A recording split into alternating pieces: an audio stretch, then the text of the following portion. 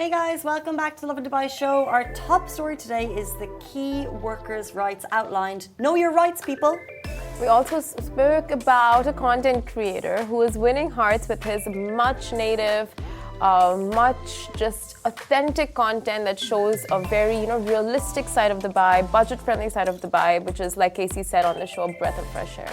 It is certainly refreshing. And then we jumped into the top 10 foodie hotspots in the world, followed by a sit-down with a Dubai resident doing an amazing thing.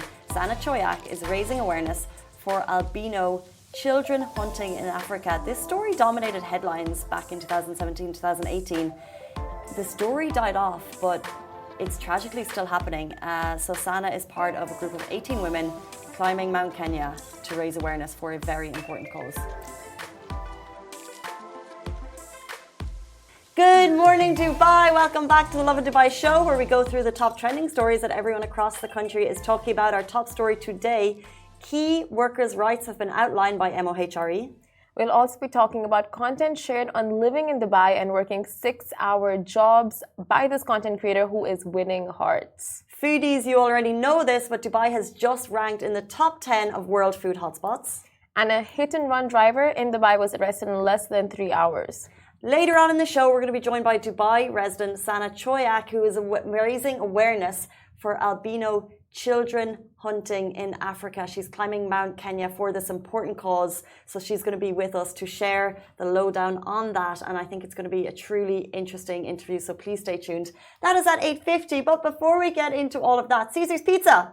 Caesar's Pizza. So yesterday we asked you guys a question asking what are your most memorable memories, fond memories of school and like back in the days when you were, just in school. Oh my God, like how different phrases of, I can't speak English today. I don't want to speak.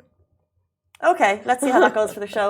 I think what we were trying to get at, like, back to school memories. Yes. And what was nice was people brought up some stuff that you wouldn't have nearly thought about. And like the first one that just went ding, ding, ding, ding, ding for you was Caesar's Pizza. Caesar's Pizza. Obviously. And then someone said Raja chips and Caesar's Pizza at their school canteen. And oh my God, let me tell you, Caesar's Pizza is literally Dubai's childhood. You cannot beat it. You cannot beat Caesar's Pizza.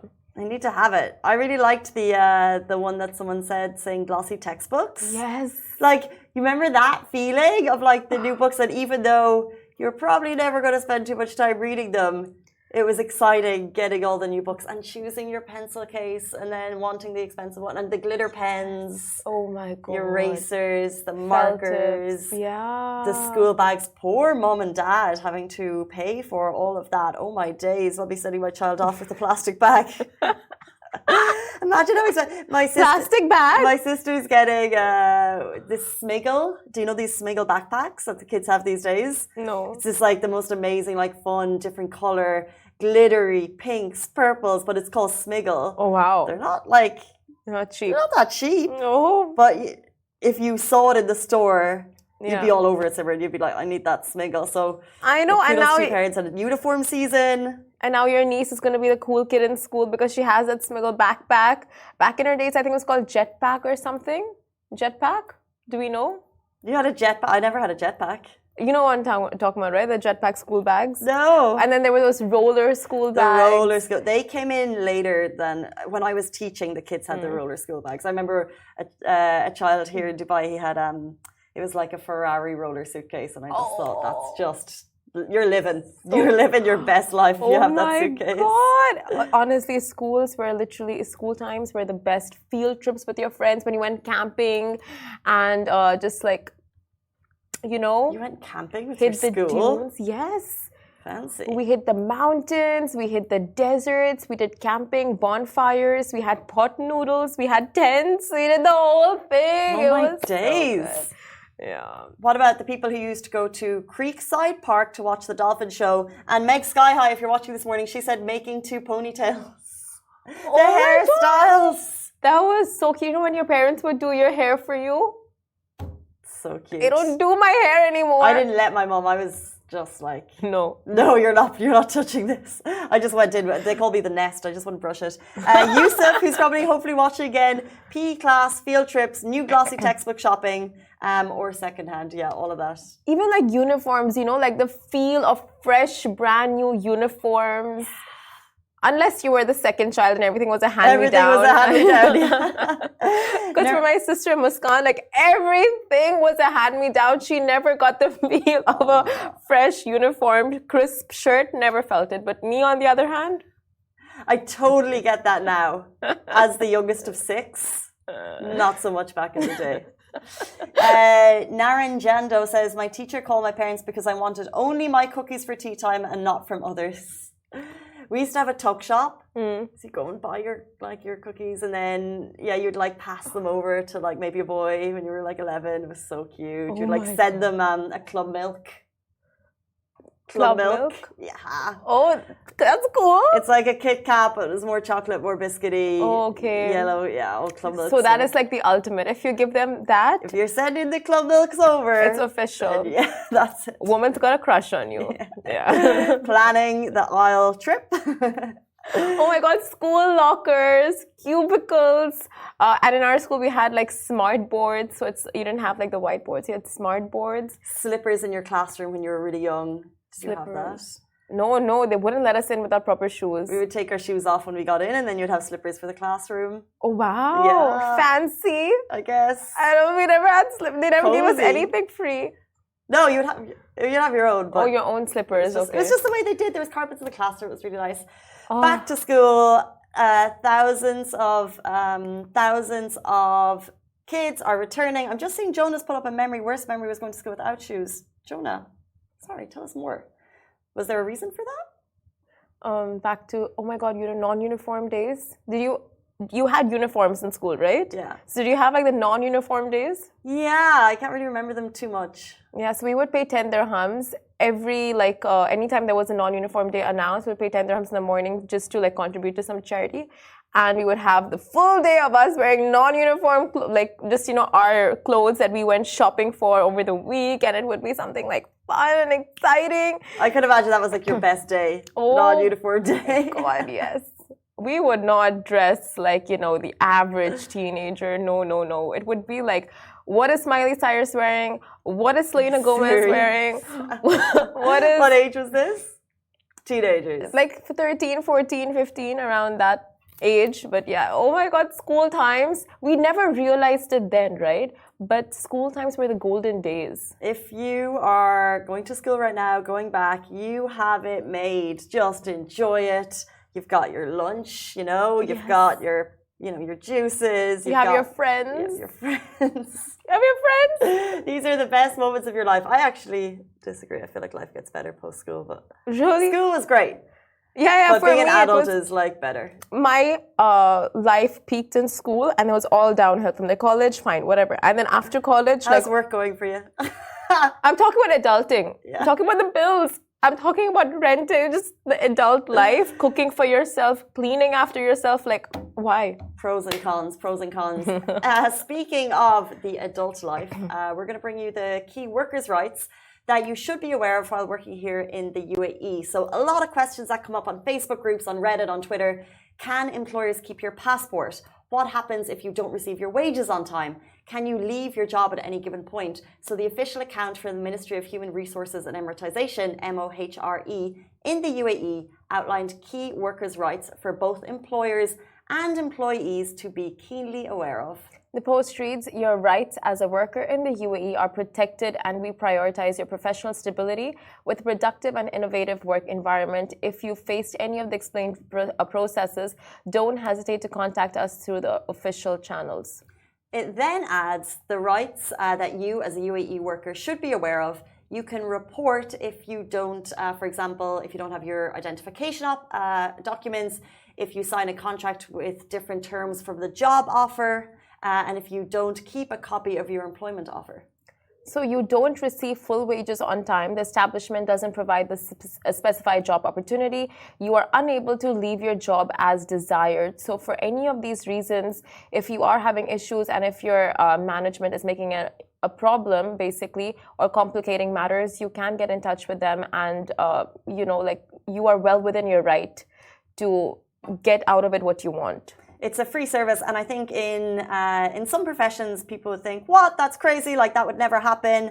Unable to leave your job as retired. The establishment doesn't provide this specific job opportunity. There's a lot of things that would be alarming to most people, but some people do get stuck into that. And for example, not receiving your wages on time. I know I've spoke to some people who were, it'd be a week, 2 weeks later. And if you have bills, if you have a family, that becomes a big issue. So you can report it for free to MOHRE. It's on their Twitter, the way you can get in touch with them. It's all there. So just know your rights. 100%. And like you said, there are so many people who have to serve their families, their families are completely dependent on them. So when there is a delay in salaries and wages, it completely impacts schooling, impacts bills, impacts utilities, everything. So if this is a recurring issue, then do most definitely report it and make sure it's solved, so you don't have to keep facing this and your family, doesn't have to keep going through this.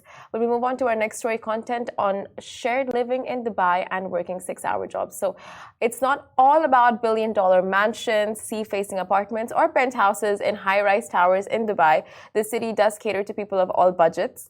And AT Goes Places, a content creator who's been going viral for all the right reasons, is showing a more affordable side of Dubai, and residents are all in for it.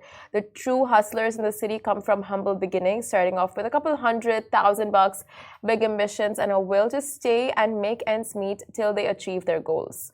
With that being said, AT Goes Places served a big dose of motivation with his recent post video where he summed up his beginnings in the city to where he is now. The creator refers to Dubai as his dream city. He revealed how he initially moved back to India after spending 5 months on the lookout for jobs in the emirate with no luck.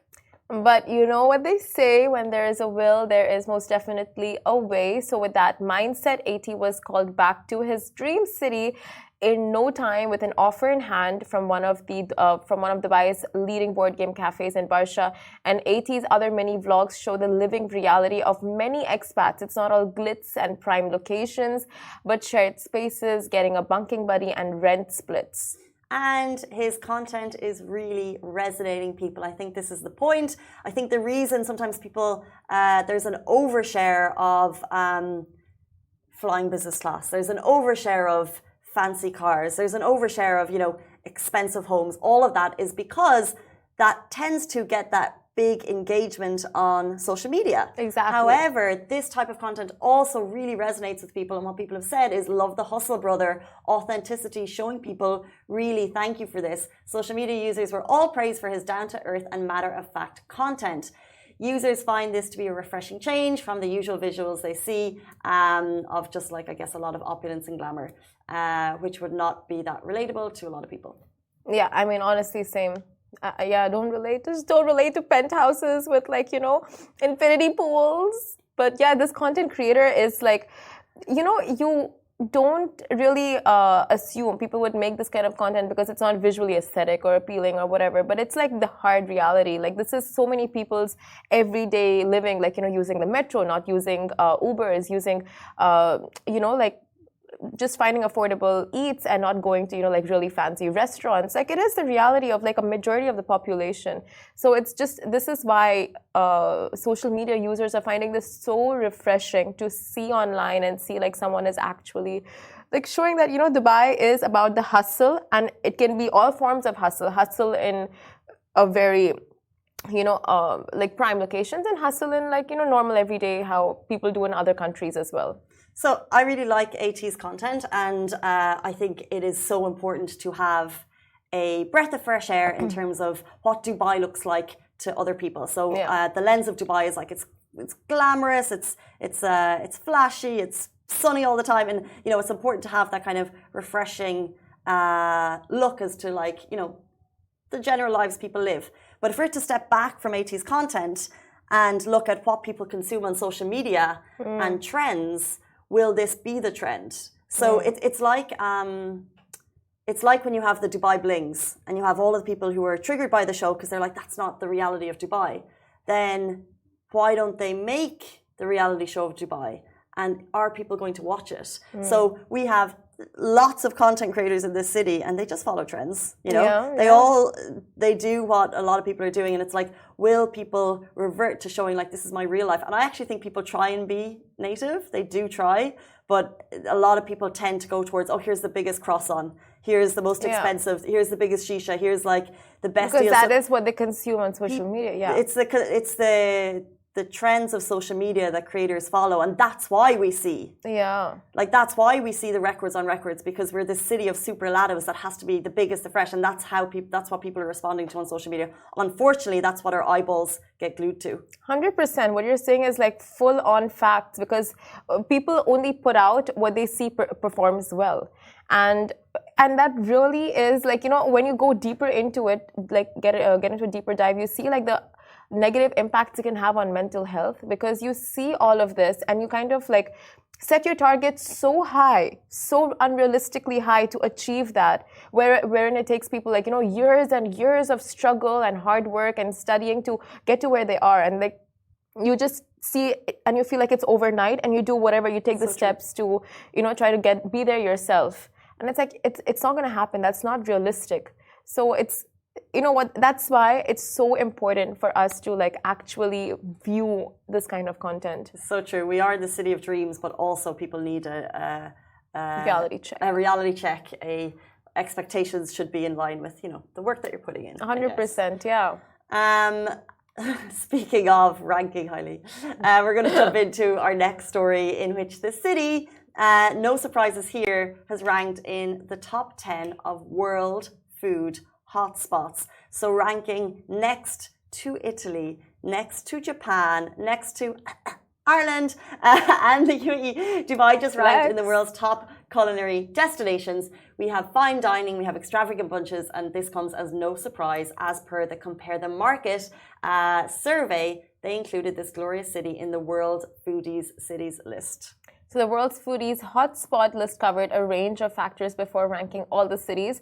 These factors include the number of Michelin Guide restaurants, gluten-free and veggie eateries, the average cost of a meal, and more. The list consists of cities that appeal to fine dining fans or cheap eats connoisseurs, as each of these cities have something for everybody. Yes, they do. We're going to rank it from 1 to 10. So the top foodie hotspot in the world is Venice, Italy, followed by Prague, followed by Amsterdam, followed by San Francisco, Milan, Taipei, Dubai in at number 7, Tokyo in at number 8, Dublin number 9, and Budapest number 10. Fair list, do you think? Did Compare the Market get it right? Sounds good, yeah. Sounds good to me. It's got a good mix, and I mean, just like even hearing the names of these cities, you know, I'm just getting hungry. Hungry. I was home recently, and I love the produce of Ireland, and I think that although our food may not seem like the most creative, but the produce is amazing. The meats, the breads, the butters, everything is just delicious. So I think it deserves to be top 10, but probably not number 1. Italy, get it. Of course. But you know what? Actually, now I'm having doubts because they don't cut your pizza in Italy, and how, you know? They do. There's different pizzas in different places. Okay, so sometimes they do the square rectangle. Sometimes they do the circles. Because it's like, how do you expect someone just like give them a full circle pizza, and like where do you eat from? How do you eat sure it? They do? I was there recently. They cut the pizza. They cut it? Maybe now they've started. After your note. After your feedback. Feedback to the government. Someone gave feedback to Italy. She was not impressed with the pizza. She prefers it here in Dubai. Dubai residents have some concerns. I must say, a friend of mine, Italians, let me know what you think on this, because I'd really love your thoughts, was in Italy, and she went to one of the top rated pizza joints, and she said there's 1 or 2 places in Dubai that she feels produces similar quality pizza. Oh my God, no wonder we've made the list. But would you vouch for Ireland, Dublin? I would vouch for Ireland to be in Dublin to be in the top 10 for sure, because I just think the produce that we have is beyond. Like, I went home and we have strawberries that are picked that morning, and you're just so good. And like the potatoes are amazing. So although it's not like farm fresh, organic. Exactly. Although it's obviously a much more different style too. It's not as like beautifully presented as say Japanese food might be. Which, by the way, I thought that would be higher. Yeah. It's when you're eating like quality food, it's great. Japan is known for everything: food, technology, architecture, just like lots of things. Venues, malls, shopping, just everything. Japan. You want to go to Japan. Guys, our next story, hit-and-run driver in Dubai was arrested in less than 3 hours. Authorities apprehended a 24-year-old hit-and-run driver for severely injuring a 27-year-old pedestrian in Dubai. Amazingly, Dubai police found and arrested the hit-and-run driver in less than 3 hours. Authorities transported the injured victim to Rashid Hospital for urgent medical care. Additionally, the incident took place in the Al Quoz industrial area, resulting in severe injuries to an individual, and the responsible party fled the scene. Dubai police got the report last Sunday at 10 p.m. and within an hour, they successfully located the vehicle involved in the collision, abandoned with visible signs of impact. Authorities placed the suspect on the wanted list and apprehended him in less than 3 hours while attempting to flee outside the country. So after the hit and run, the man was actually attempting to escape. Colonel Abdel Morin stated that the police patrols dispatched to the accident site to assess the situation and take the necessary measures. Also, he added, upon investigation, it was found that the young Asian man was crossing a side street when he was struck by a vehicle and the driver fled the scene. There's decent moral behaviour at play here. A tragedy happened where someone was hit, but luckily this type of story where Dubai police made the arrest within 3 hours is a big lesson that 100% driving isn't going to save you. Just such a testament to like Dubai being so safe, and the fact that all the streets are laced with CCTV cameras and surveillance cameras, that anything like this happens, like, for a fact Dubai police will get to the bottom of it. Just imagine. I mean, like, I really feel for everyone involved in that scene, and just, I know the driver did something that was against the law, but also I can't even imagine, like, going through that. They must have been so scared, but you have to be the decent human and stay with that person, and to drive away just feels like unheard of. For sure, 100%. You have like two kinds of people out there. You have people like this, and then you have people like a friend of mine got into a car accident a couple of weeks ago, where she wasn't like anywhere near her car, but like a garbage truck hit her car and two others. And the driver took up a photocopy of his passport and Emirates ID, left it on their cars, and left his number saying, like, I was responsible.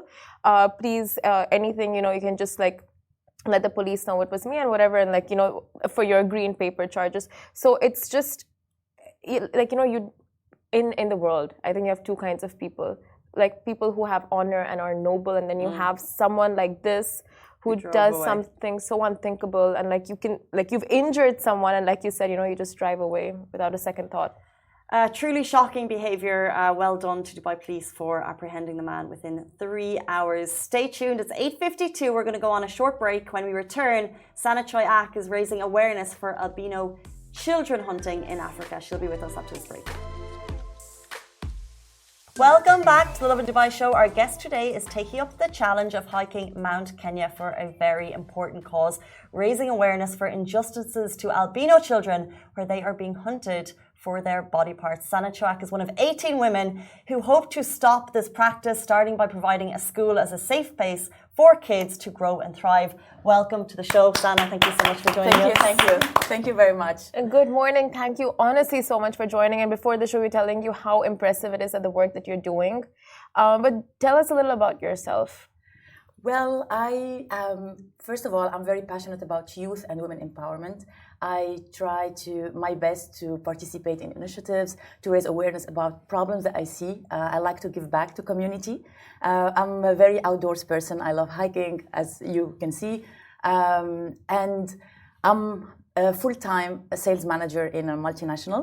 So I'm trying to balance between my passion and my job that I love a lot. So that's a little bit about me. And is that difficult, like balancing the two? Because they're two very extremes. It's all about discipline, organization, and dedication.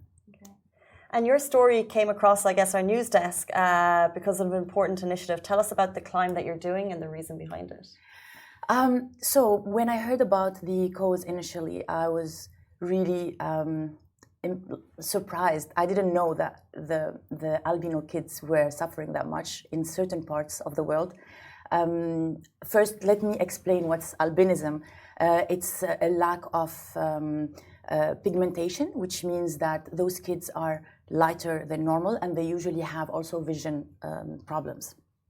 And they are most of the time quite healthy, but in certain parts of Africa, superstition makes it hard for them because there is a belief that if you get their limbs, then you get good luck and you get wealth. So this is why they are trafficking their limbs. And when I heard about this, I really need to do something about it. And I met these other 17 amazing women who are doing this through the Lions Club. I'm part of the club and I'm a founder in UAE.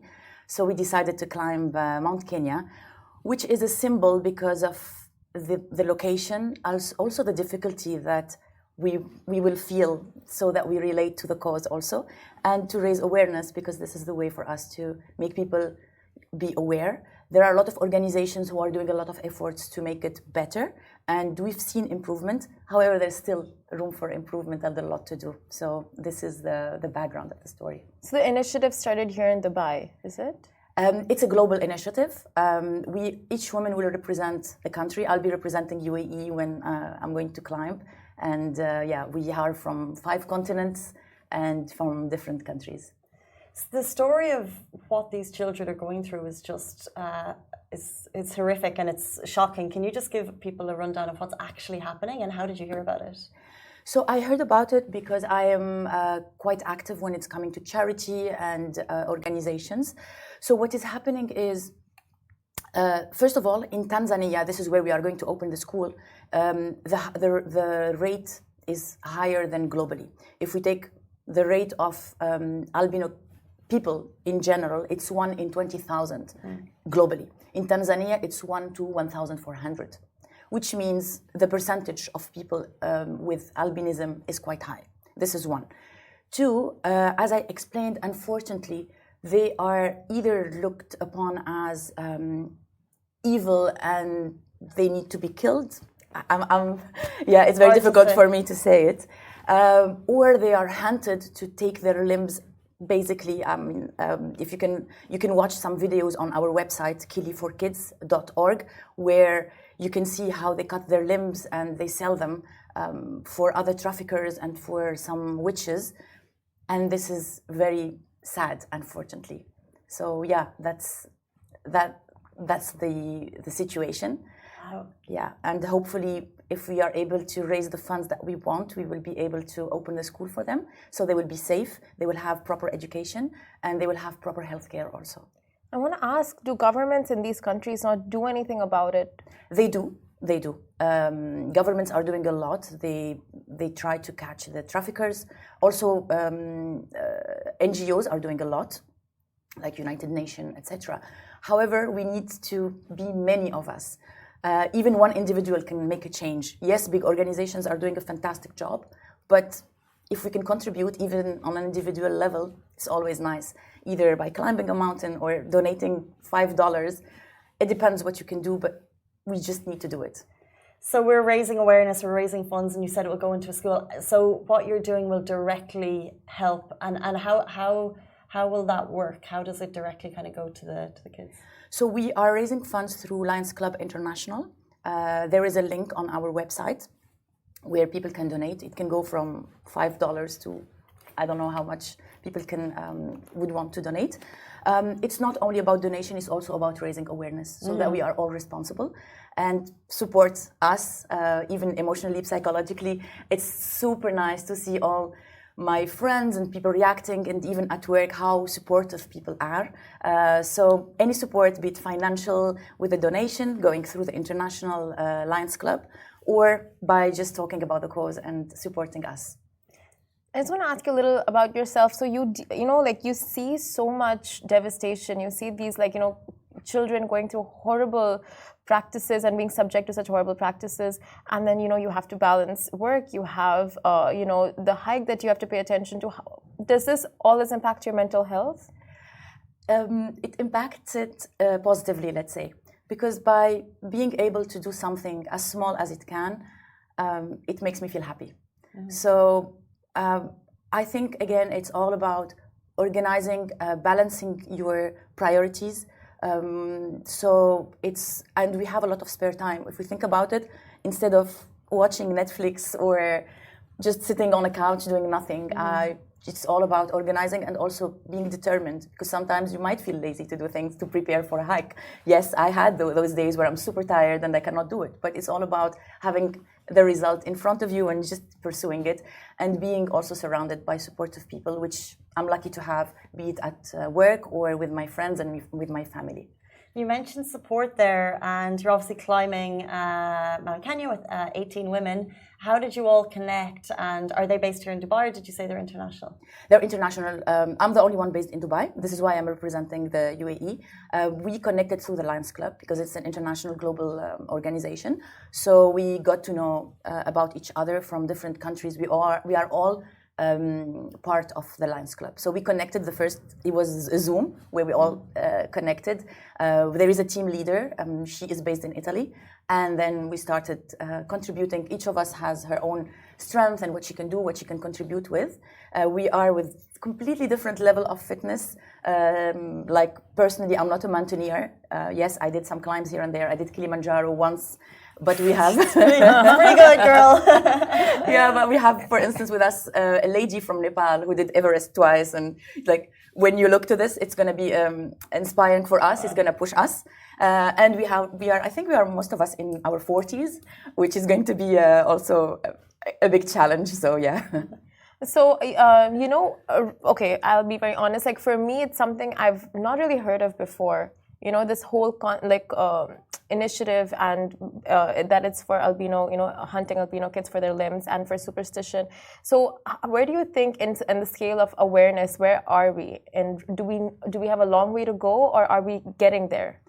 I think there was a period of time where many media talked about it on BBC, on CNN. I've seen a lot of articles and videos, etc. But obviously, I mean, we have so much to do in this world. So you move focus in media from one coast to another. There's always room to do better, to do more. And that's why I'm doing this.